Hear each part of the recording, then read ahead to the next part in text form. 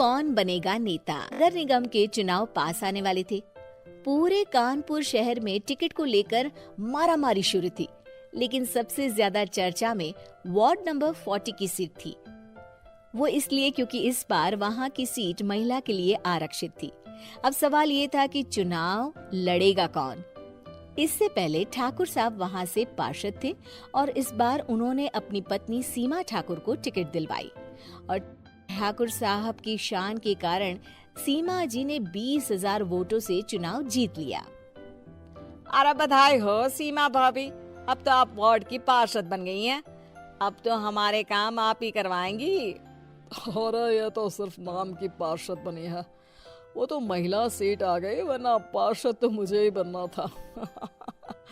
अब भले ही चेहरा इसका होगा, लेकिन पावर तो मेरी ही होगी।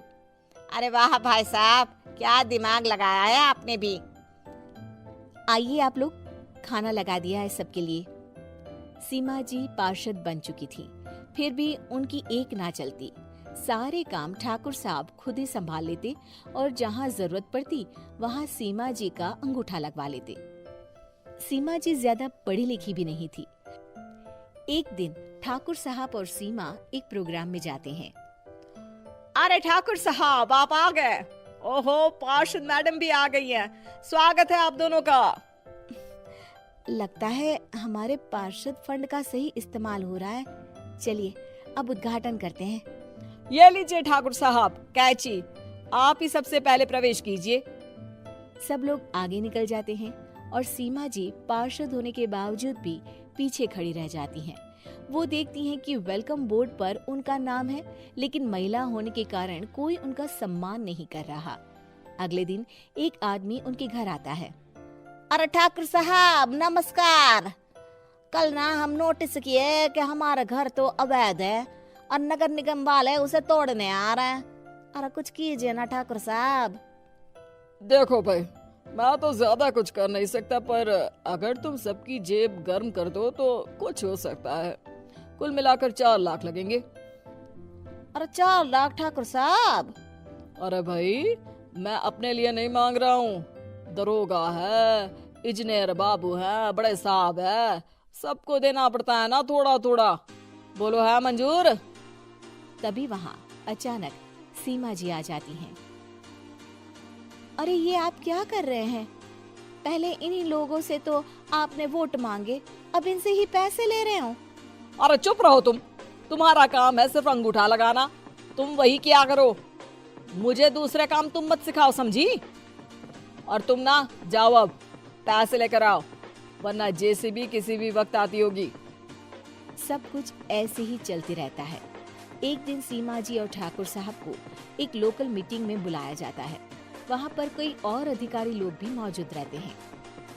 अब मैं चाहूंगा कि ठाकुर साहब हमारे बीच 2 शब्द कहें। मेरे प्यारे भाइयों और बहनों, आज मेरा सौभाग्य है कि मैं आप सबकी सेवा दिन रात कर पा रहा हूँ। आपने मेरी पत्नी को भारी मतों से जिताया है, इसलिए मैं आप सभी का शुक्रगुजार हूँ।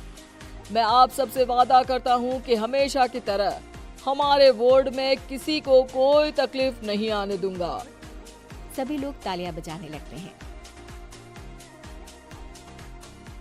अब मैं माननीय पार्षद मैडम को स्टेज पे बुलाना चाहूंगा। अपने नाम को बुलाया सुनकर सीमा जी एकदम चौंक जाती हैं। उन्हें बिल्कुल उम्मीद नहीं थी कि इतनी बड़ी जगह उन्हें मंच पर बुलाया जाएगा। जैसे तैसे वो मंच पर चढ़ती हैं। ऊपर जाते ही सीमा जी को सारी पुरानी बातें याद आ जाती हैं कि किस तरह उनके पति उन्हें कभी भी आगे बढ़ने नहीं देते और उनके नाम से गलत काम करते हैं। वो बोलने लगती हैं, मैं आपके वार्ड की पार्षद सीमा हूँ। आप में से बहुत कम लोग ही मुझे जानते होंगे, क्योंकि इससे पहले मुझे कभी ऐसा मौका ही नहीं मिला।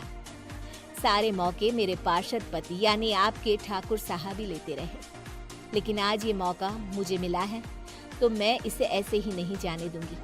मैं आपको ये बताना चाहती हूँ कि आपके ठाकुर साहब मेरे नाम की आड़ में गैर कानूनी काम करते हैं, जिस पर अंगूठों के निशान मेरे होते थे। इसीलिए मैं अपनी गलती मानती हूँ और आज अपने पद से इस्तीफा देती हूँ, ताकि आगे से कोई गलत काम ना हो पाए। अब फैसला आप सबके हाथ में है कि आप हमें क्या सजा देना चाहते हैं। सीमा जी की बातें सुनकर ठाकुर साहब के चेहरे का रंग उड़ जाता है और वो शर्म से मुंह नीचा करके वहां से चले जाते हैं और पद से इस्तीफा देकर ही सही सीमा जी अपने आप में आत्मविश्वास महसूस करती हैं।